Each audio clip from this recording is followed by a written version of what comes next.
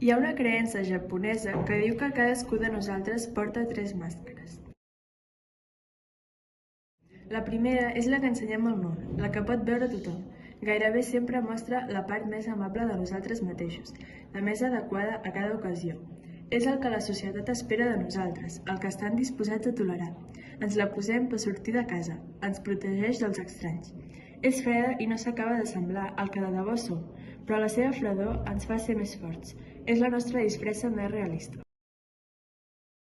La segona màscara la reservem pels nostres éssers estimats.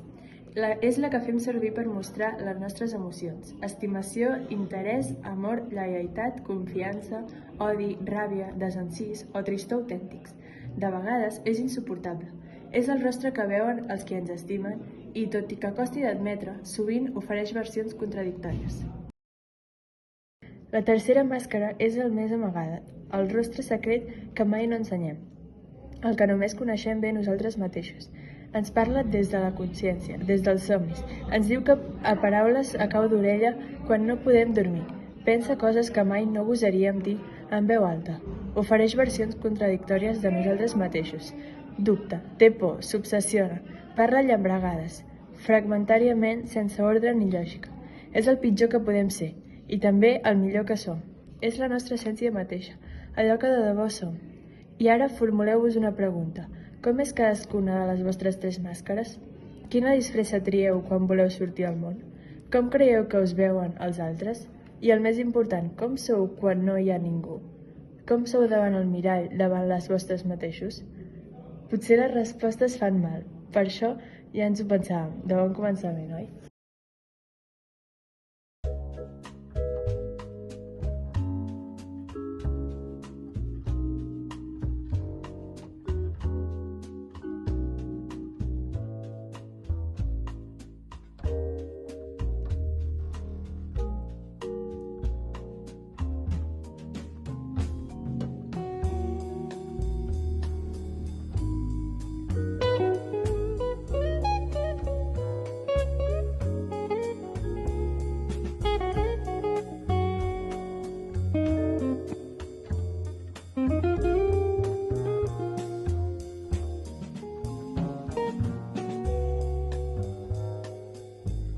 Mm-hmm.